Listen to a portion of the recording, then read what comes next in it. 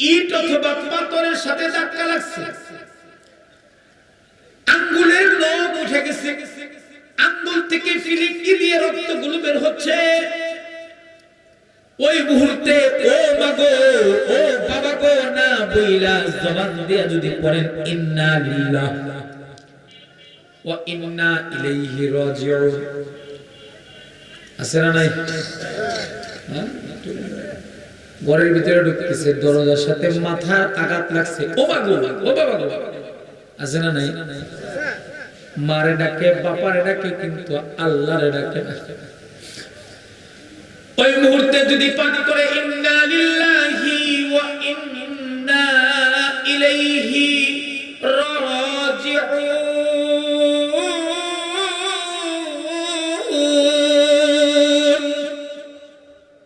এই আয়াতে কারিমা যদি পাঠ করে, ওই যে ধাক্কা লেগে ব্যথা হইছে, আল্লাহ তাআলা এই মুসিবতটা তার দূর করে দিবেন। আমল নামার ভিতরে আল্লাহ তাআলা নেকি দিয়া দিবেন। সুবহানাল্লাহ, জোরে বলেন। ধৈর্য ধারণ করার কি, শুধু তাই নয়, মুমিনের জীবনের প্রত্যেকটা ক্ষেত্রে কোনো দুর্ঘটনা ঘটে, এই সবগুলো গুনাহ মাফের কারণ এবং নেকির কারণ। পায়ের ভিতরে ব্যথা পাইছেন, আল্লাহর ডাকছে, নিজে ব্যথা পাইছেন, এটার কারণে গুনাহ মাফ হয়ে যাবে, আমল নামা থেকে গুনাহ মাফ হয়ে যাবে।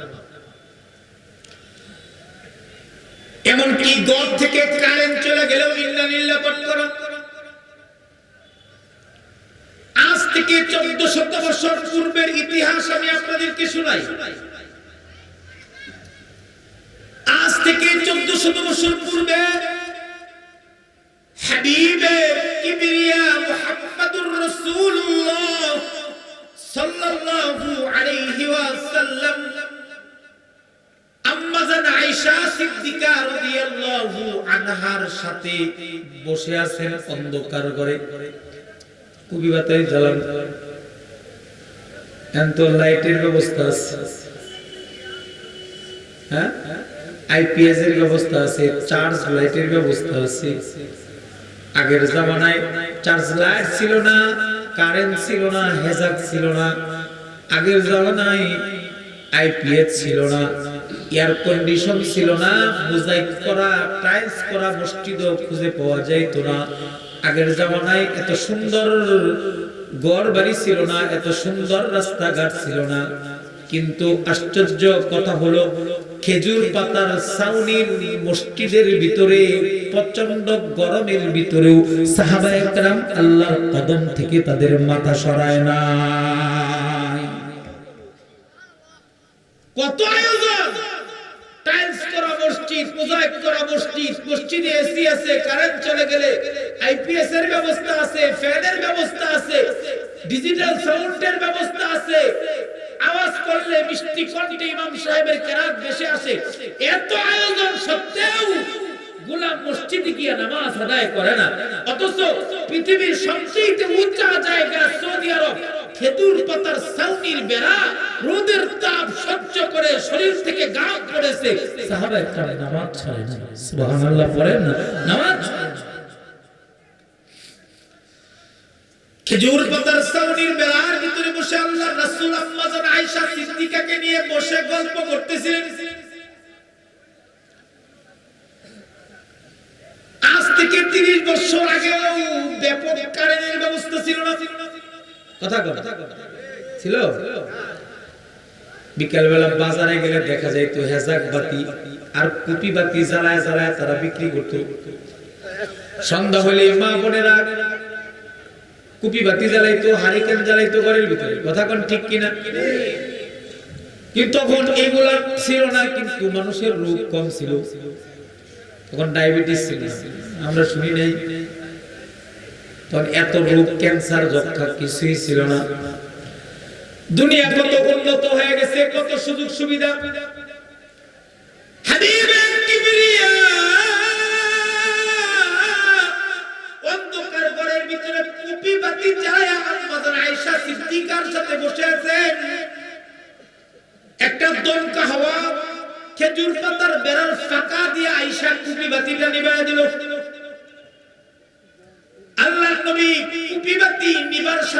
পাঠ করলেন ইন্না লিল্লাহি ওয়া ইন্না ইলাইহি রাজিউন। আম্মা জান আয়েশা সিদ্দিকা বলেন, ওগো আল্লাহর নবী, এই দোয়াটা তো বড় বড় মুসিবতের সময় পাঠ করতে হয়, আপনি এখন পাঠ করলেন কোন কারণে? নবীজি বলেন, আয়েশা, মুমিনের ঘরের বাতি নিভে যাওয়াটাও একটা মুসিবত। এই মুসিবতে কেউ যদি ইন্না লিল্লাহি ওয়া ইন্না ইলাইহি রাজিউন পাঠ করে, আল্লাহ তাআলা তার মুসিবত দূর করে দিবে, আমলনামায় নেকি জমা করে দিবে। আল্লাহু আকবার জোরে বলেন। মানুষ মরে গেলে দোয়া, ঠিক না? কেউ একজন মরে গেছে গা, মাইক দিয়ে আরাম করতেছে ইন্না লিল্লাহি ওয়া ইন্না ইলাইহি রাজিউন। আমরা খালি শুনছি, আমরা পড়িও না। বলে না না না, শুধু মানুষ মারা গেলে না, প্রত্যেকটা মুসিবতের ক্ষেত্রে এই দোয়া পাঠ করা অত্যন্ত গুরুত্বপূর্ণ একটি দোয়া। যে কোন মুসিবত আসছে, এই মুসিবতের সময়, বিপদের সময় এই দোয়া বেশি বেশি পাঠ করা। যত বেশি পাঠ করবেন, আল্লাহ তাআলা মুসিবত থেকে তত তাড়াতাড়ি উদ্ধার করবেন। করতে রাজি আছেন ইনশাআল্লাহ? রিয়াদ করে তুলেন তো, উঁচা করেন, সোজা করেন, মাশাআল্লাহ। নারাজ দেন জোরে, বলেন আল্লাহু আকবার। হয় নাই, জিরে কোন আল্লাহু আকবার, আরো জোরে বলেন আল্লাহু আকবার। জীবন চলার ক্ষেত্রে প্রত্যেকটা মুসিবতের ভিতরে এই দোয়াটা পাঠ করা। আমরা এই দোয়া পাঠ করব দূরের কথা, আমাদের দুই ঠোঁটের মাঝখান দিয়ে সুবহানাল্লাহ বলতে পারি না। কিপটা কেমন কিপটা, বখিল, সারাদিন চাষটলে বৈশা গল্প গুজব করে, ওয়াজে বৈশা জোরে সুবহানাল্লাহ কইতে পারে না, বখিল। কথা কোন ঠিক কি না? কিপটা। উলামায়ে কেরাম আপনাদেরকে আল্লাহর নাম ডাকায় সুবহানাল্লাহ আলহামদুলিল্লাহ কেন কয় জানেননি? কেননা সমাজের ভিতরে এমন লোক আছে সকাল থেকে সন্ধ্যা পর্যন্ত একবারও আল্লাহরে ডাকে না। এমন আছে না নাই? উলামায়ে কেরাম জাতিকে মাহফিলে বসায় বারবার সুবহানাল্লাহ আলহামদুলিল্লাহ বলাই, যেন জাতির জবানের জড়তা দূর হয়ে যায়, আর বেশি বেশি সুবহানাল্লাহ পড়ার অভ্যাস গড়ে ওঠে। এই কারণে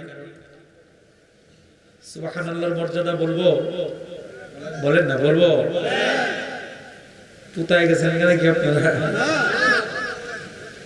সুবহানাল্লাহর পাওয়ার কত মুসলমান। তাসবিহ সুবহানাল্লাহ,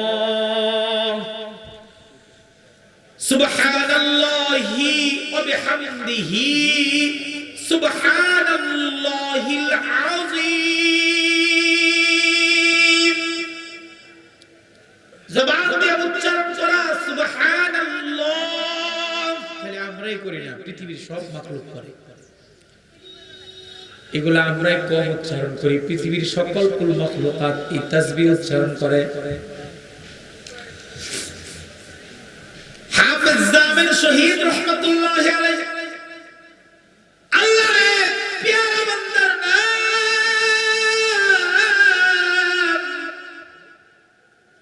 যার তাহাজ্জুদ কাজা নাই, যার ইশরাক কাজা নাই, মাওলানা পাকের সাথে একটা গভীর সম্পর্ক, আল্লাহর সাথে যাদের গভীর সম্পর্ক, তারা যা চোখ দিয়া দেখে অন্য মানুষ তা দেখে না। তাদের আত্মার চোখ খুলে যায়, তাদের চামড়ার চোখের পাওয়ার বেড়ে যায়, তাদের স্পর্শের পাওয়ার বেড়ে যায়। তারা ফু দিলে, পানিতে ফু দিলে রোগী ওই পানি পান করলে আল্লাহ শিফা দেয়া দেয়। পাওয়ার। হাফেজ জামিল শহীদ রাহমাতুল্লাহি আলাইহি একদিন কবরস্থানের পার দিয়ে হেঁটে হেঁটে যাচ্ছিলেন। হঠাৎ করে শুনতে পেলেন কবরের ভিতর থেকে এক ব্যক্তি মিষ্টি কণ্ঠে আল্লাহর কোরআন তেলাওয়াত করতেছে। আস্তে কোন সুবহানাল্লাহ, আস্তে কোন সুবহানাল্লাহ, যত জোরে কোন এই কারণে কইতেছি। এটা যত জোরে কইবেন তত ফায়দা বেশি। কথা কোন ঠিক কিনা? সুবহানাল্লাহ, আলহামদুলিল্লাহ, আল্লাহু আকবার এগুলো জোরে বলা সুন্নাত, মাঝে মাঝে জোরে জোরে বলতে হবে। কবরের ভিতর থেকে মিষ্টি কণ্ঠে আল্লাহর কোরআনের তেলাওয়াত বাইসে আসতেছে। হাফেজ জামিন শহীদ তেলাওয়াত শোনা মাত্রই দুই ঠোঁটের মাঝখান দিয়ে উচ্চারণ করেছেন সুবহানাল্লাহ। হুজুর এটা কেমন কথা, কবরের ভিতর থেকে আবার মানুষ কেমনে তেলাওয়াত করে? হাবিবে কিবরিয়া মেরাজ থেকে আসতেছিলেন, আল্লাহর পয়গম্বর কারীমুল্লাহ মুসার কবর দিয়ে যখন আসতেছিলেন, নবীজি কয় আমি পয়গম্বর মুসাকে দেখেছি কবরে নামাজ পড়তেছে। কিছু মানুষের তো মৃত্যু বড় দামি মৃত্যু, কিছু মানুষ আছে মরা যায় কিন্তু মরণটা হয় বড় চাকার না বড়, মানে মরার আগেই তার গাল বেঁকা যায়, মুখ বেঁকা যায়, পেট ফুলে যায়। কিছু মানুষ আছে তাদের মরণটা এমন মরণ, কবরে লাশ রাখে, কবর থেকে আগুন জ্বলে ওঠে। আপনারা জানেন কিনা, আমাদের চোখে অনেক প্রমাণ আছে। কিন্তু কিছু মানুষের মৃত্যু বড় দামি মৃত্যু, যারা আল্লাহর রাস্তায় গিয়ে শাহাদাত বরণ করে তাদের মৃত্যুটা বড় দামি মৃত্যু। কোরআনের জন্য, ইসলামের জন্য, নবীর জন্য কেউ যদি রক্ত বিলায় দেয়, রক্তটা আল্লাহর দরবারে কবুল হয়ে যাবে। মারা গেলে এই মৃত্যুটা আল্লাহর দরবারে শহীদি মৃত্যু হয়ে যায়, শাহাদাতের মৃত্যু হয়ে যায়। যারা শহীদ, যারা আল্লাহর রাস্তায় জীবন দেয়, তারা মরা না, তারা জীবিত। কথা কোন ঠিক কিনা? পয়গম্বররা যেমন কবরে জীবিত আছে, আল্লাহর পেয়ারা পেয়ারা কিছু বান্দা তারা কবরে জীবিত আছে, ঠিক তেমনি ভাবে আল্লাহর রাস্তায় যুদ্ধ করে শাহাদাত বরণ করেছে। বাতিলের বিরুদ্ধে বলিষ্ঠ হুঙ্কার দিয়ে বাতিলের হাতে যারা শহীদ হয়েছে, শাহাদাত বরণ করেছে, তারা শহীদ, তারা কবরে শুয়ে শুয়ে জান্নাতের খাবার খায়। ওয়ালা তাকুলু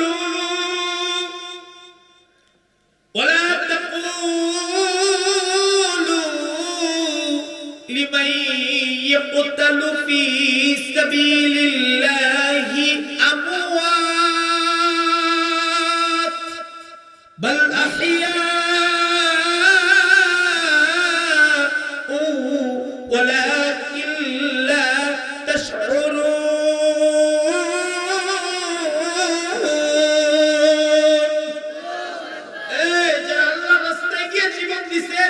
মৃত বইল না, মরা কইও না, তারা কবরের ভিতরে জীবিত অবস্থায় আছে, কিন্তু তোমরা এটা বুঝো না। কথা কোন ঠিক কিনা? হাফেজ জামিন শহীদ কবরের পার দেয়া হেঁটে যায়, কবরের ভিতর থেকে শহীদ ব্যক্তি আল্লাহর কোরআনের তেলাওয়াত করে। তেলাওয়াত শুনে হাফেজ জামিন শহীদ উচ্চ আওয়াজে চিৎকার করে বলে উঠেছে সুবহানাল্লাহ। জিকির করেন লা ইলাহা ইল্লাল্লাহ, জোরে জোরে।